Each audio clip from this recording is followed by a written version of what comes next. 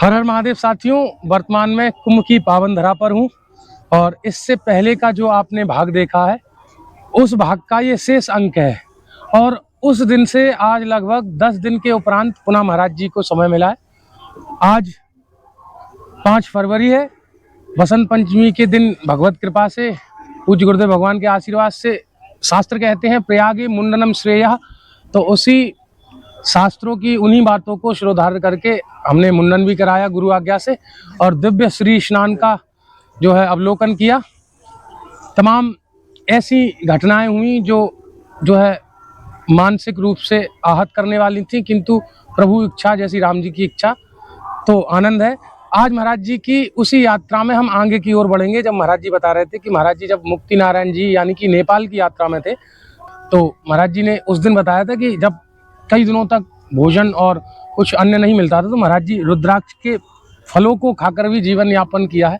तो उसी प्रकरण में, उसी वार्तालाप को अपन आगे बढ़ाते हैं। तो प्रणाम करिए महाराज जी को, जो महाराज जी अपने जो है अनुभवों को भारत भ्रमण यात्रा की और जो भी उनके देव स्थान तीर्थ स्थान की यात्राओं के अनुभव हैं जो हम लोगों को नहीं हो सकते हैं, उनके बारे में चर्चा करते हैं। महाराज जी प्रणाम, कैसे हैं आप? बहुत बढ़िया, राम जी की इच्छा से। तो कैसे चल रहे हैं आपके कुंभ के ये दिन?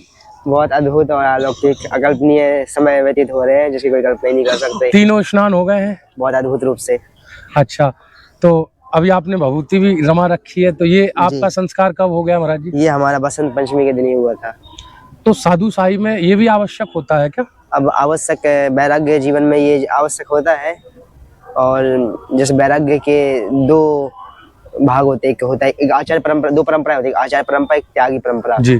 तो वैसे विभूति रमाना आचार परंपरा में नहीं होता है, त्याग परंपरा में होता है। आचार परंपरा में वेदों का अध्ययन करना, शास्त्रों का अध्ययन करना और ब्रह्मगोष्ठी वगैरह करना, ये सब होता है आचार परंपरा में। और जो त्याग परंपरा, इसमें ध्वनि तपना, विभूति रमाना, ये सब इत्यादि होते हैं। तो हम ये दोनों परंपराएं निकली हुई है परम पूज्य श्री जगत गुरु स्वामी रामानंदाचार्य भगवान से निकली हुई है जी। तो हम दोनों परंपराओं को अपना रहे हैं। अच्छा, तो अब इसी विभूति के साथ अपना भारत भ्रमण की यात्रा प्रारंभ करेंगे पुनः? इसी विभूति के साथ। तो उस दिन आप बता रहे थे हमें कि जब आप नेपाल यात्रा पे थे तो कई दिनों तक भोजन नहीं मिलता था, तो आप रुद्राक्ष के फलों का भक्षण करते थे जी। तो महाराज जी उन फलों का भक्षण करने के उपरांत जीवन शैली में, दिनचर्या में क्या फायदा है? युवा भी जानना चाहते हैं और मैं भी। एक तो रुद्राक्ष का फल खाने से ब्रह्मचर्य का पालन होता है अच्छी तरीके से। ब्रह्मचर्य कभी खंडित हो ही नहीं सकता यदि रुद्राक्ष के फल का अपन सेवन कर रहे हैं। और उससे उसके चाहे जितनी कम मात्रा में पाएंगे उतना शरीर के लिए सही भी रहता है। और उससे पानी के बाद भूख भी नहीं लगती है रुद्राक्ष के फल पाने के बाद। मुझे भी जब मैं नेपाल पहुंचा तभी मुझे इसके बारे में जानकारी मिली कि रुद्राक्ष के फल पाने से ब्रह्मचर्य का पालन भी होता है। मुझे तो पहली बार ये पता भी चला कि रुद्राक्ष के फल पाए भी जाते हैं। अच्छा, मुझे भी पहली बार ही पता चला कि रुद्राक्ष के फल पाए जाते हैं। मतलब जैसे अपने यहाँ बैर होते हैं उसी तरह वहाँ पे रुद्राक्ष के फल लगे रहते हैं बहुत अधिक मात्रा। तो महाराज जी वहाँ आप जमात में थे या अकेले थे? अकेले थे। तो महाराज जी अकेले अन्य जो है देश में, भाई हमारे यहाँ माना नहीं जाता है पर वो उसे देखा तो ऐसे ही जाता है कि क्योंकि वो अलग देश है जी जी जी। तो फिर ये संबल और ये इच्छा शक्ति ये कैसे, कहाँ से प्रकट होती है? गुरु जी के आशीर्वाद और राम जी की कृपा है। उन्हीं के नाम लेके के चलते जाते हैं, यात्रा में आगे बढ़ते जाते हैं। जितना जितना आगे बढ़ते जाते हैं उतना साहस मिल जाता है। तो नेपाल यात्रा कितने दिन की थी महाराज जी? लगभग 45-46 दिन की। उन 45-46 दिनों में आपने कितने दिन जो है राम जी की इच्छा से ऐसे ही बिताए? फल और लगभग हमने 35-36 दिन तक ऐसे बिताए। और क्योंकि जैसे रामानुज परंपरा होती है, रामानुज परंपरा के यहाँ पे मंदिर वगैरह मिलते थे, आश्रम, तो वहाँ पे विश्राम करते थे, रात्रि विश्राम करते थे, तो वहीं पे प्रसाद पाते थे। बाकी हर जगह ये फल वगैरह पाना ही होता था। महाराज जी वहाँ तो फोन वगैरह चलते नहीं होते, तो फिर आप लोकेशन कैसे? नहीं चलते हैं वहाँ पे। चलते हैं वहाँ की सिम लेके? हाँ, वहाँ की सिम लेना पड़ता है। ये अपने गोरखपुर से बॉर्डर पड़ता है, नौतनवा सोनौली बॉर्डर। तो महाराज जी तो मुक्ति नारायण जी की मैंने सुना है बहुत टफ यात्रा है, तो आपको? मेरी जो भारत यात्रा सबसे कठिन यात्रा मुक्ति नारायण की थी। रात्रि में 10 बजे पहुंचा था, जहाँ पे सब लोग मतलब आश्रम वगैरह बंद हो गए थे कि आश्रम था वहाँ पे स्वामी नारायण जी का, और सब आश्रम वगैरह बंद हो गए थे। रात्रि 10:30 बजे वहाँ पे पहुंचा ना, वहाँ पे कोई व्यक्ति भी नहीं दिख रहा था। कई बार तो गिरता गया कि वहाँ पे ग्लेशियर है, पूरी सड़क पे रात्रि के बाद ग्लेशियर हो जाता है। तो कितने दिन में महाराज जी मुक्ति नारायण जी पहुंचे थे? मैं अब कितने दिन में नहीं कह सकता क्योंकि यात्रा निकाली, मतलब जैसे हम, क्योंकि मुक्ति नारायण जी के लिए तो बहुत पैदल चलना पड़ता है ना, नितांत वन में से। सोनौली बॉर्डर से हम लगभग 12-13 दिन में पहुंच गए थे। मुक्ति नारायण। हाँ 12-13 दिन में सिलौनी और वहाँ पहुँच के वहाँ के क्या अनुभव है? क्योंकि बहुत मतलब जब हम ऐसी तो स्पिरिचुअल मतलब जैसे कि जब पहुंचे थे तो लग रहा था कि जैसे आगे बढ़ते थे तो अब जैसे मैं रात्रि में बताया 10:30 बजे पहुंचा था। जी। तो जो सड़क रहती थी पूरी खुली रहती थी, बीच में सड़क रहती थी तो कई बार तो सड़कों पे लेटते हुए गए, क्योंकि 5 बजे के बाद मुक्ति नारायण जाने के वहां पे जाएंगे तो वो पड़ता है जॉमसम। हाँ। जॉमसम से वो आपको पूछ लेंगे कि आप कितने देर में पहुंच जाओगे मुक्ति नारायण, उसी समय से आपको छोड़ते हैं। अच्छा। लेकिन मैंने कह दिया था, लगभग मैं 3 बजे पहुंचा जॉमसम, तो मैंने उनसे कह दिया कि मैं 6 बजे तक पहुंच जाऊंगा। तो 5 बजे तक कहीं एंट्री अलाउ रहता है, लेकिन मैंने 6 बजे तक कह दिया तो उन्होंने साधु देख के कह दिया, एंट्री दे दी। लेकिन मैं 6 बजे की जगह 10 बजे पहुंचा। तो वो चढ़ाई मतलब लेवल पर रोड नहीं था, बहुत टफ चढ़ाई ऐसी चढ़ के बहुत टफ और बहुत ही संघर्षमय यात्रा रही।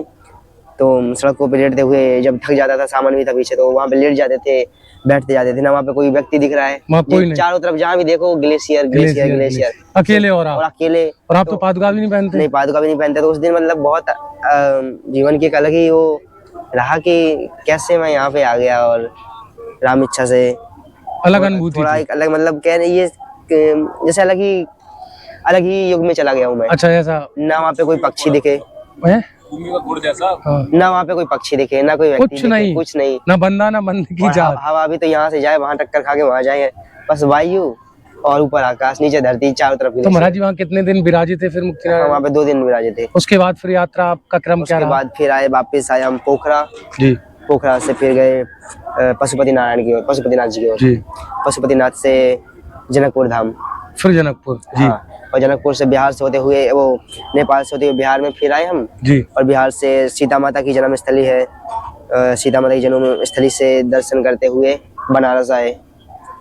फिर वो जो आपने दंडवती यात्रा उठाई थी, तब उठाई? बनारस आए तो हमने दंडवती यात्रा 22 जनवरी को श्री राम मंदिर की प्राण प्रतिष्ठा थी राम जी की। जी। हमने 16 जनवरी को यात्रा वहां से उठाई थी। अच्छा। दंडवती यात्रा, और हमने 6 अप्रैल को दंडवती यात्रा पूर्ण कर दी थी। उसके बाद अभी वर्तमान में जब आप कुंभ में आए थे तो अपनी जो है रामेश्वरम द्वारका से रामेश्वरम भगवान सोमनाथ की ओर। अभी जब महाराज जी कुंभ में आए उससे पहले ही महाराज जी ने द्वारका नाथ जी से श्री सोमनाथ जी तक दंडवती यात्रा की है। और उसी यात्रा के एक वीडियो को मैंने देखा था, और जब मैं यहाँ आया मैंने महाराज जी को देखा तो मैं बहुत आनंदित हो गया था। और ये वीडियो वगैरह तो जब हम महाराज जी के साथ बैठे, मैंने आज्ञा ली, तब रिकॉर्ड कर रहे हैं, क्योंकि मेरे को भी ये सब उतना नहीं पसंद है। और इसका मुख्य कारण ये है कि जो इस कुंभ मेला से जो फूहड़ता, जो वाहियातपना सोशल मीडिया और तथाकथित प्रिंट मीडिया और इन सब मीडिया के माध्यम से जो चल रहा है, ये बहुत हृदय विदीर्ण करने वाला है। और आप देखिए, जो संत होते हैं उन्हें इन सब चक्रों से विशेष मतलब नहीं रहता, वो अपनी मस्ती मस्त रहते हैं। मैं अभी आपको उधर दिखाऊंगा, धुनी तपाई जा रही है बसंत पंचमी के दिन। वो भी ब्लॉग आएगा, वो वीडियो आएगा, आप सभी के साथ मैं साझा करूंगा। उसी दिन महाराज जी ने भभूति धारण की है गुरुजनों के कृपा से, उन्हीं के आशीर्वाद से। ये एक कोर्स होता है, मतलब धीरे धीरे जैसे हम नर्सरी के बाद KG LKG ऐसे जाते हैं, ऐसे ही साधु शाही का कोर्स होता है। तो जो है बस कहने का तात्पर्य यही है कि मैं भी भारत भ्रमण यात्रा पर निकला हूँ, और जब महाराज जी को देखा तो मैं तो बहुत सुखद रूप से भारत भ्रमण कर रहा हूँ। तो हमें लगता है कि कभी कभी हम कष्ट में फंस जाते हैं, तो हमें लगता है कि यार कैसे। तो ऐसे महापुरुषों को देख के फिर ये संबल मिलता है कि आप तो एसी की गाड़ी में बैठ के अपनी यात्रा को भारत भ्रमण यात्रा बताते हो, तो फिर ये क्या कर रहे हैं। तो इसीलिए मैं बहुत महाराज जी से प्रभावित हूँ, और आप लोगों को भी बस इसीलिए महाराज जी के उद्गार वचन सुनवाना चाहता हूँ कि आप अपनी राष्ट्र प्रेम की भावना से ओतप्रोत रहें। क्योंकि शास्त्र कहते हैं, गायंती देवा किल गीत कानी धन्यास, तो ये भारत भूमि भाग्य, वो धन्य है जो भारत भूमि में जिन्हें जन्म मिला है। तो सिर्फ जन्म मिलने से धन्य नहीं है, वो इसलिए भी धन्य है कि ऐसे इस सदी के सबसे बड़े धार्मिक आयोजन में बैठकर ऐसे दिव्य संत महापुरुषों की चरण सन्निधि प्राप्त कर अपने सनातन संस्कृति के परिवारों को सनातन संस्कारों से ओतप्रोत करने के लिए मैं भी प्रयासरत हूँ, पूज्य महाराज जी भी प्रयासरत हैं। और आप देख रहे हैं कहीं ना कहीं आप भी किसी न किसी विधा में अपनी धर्म संस्कृति के रक्षार्थ कुछ ना कुछ कार्य अवश्य कर रहे हैं।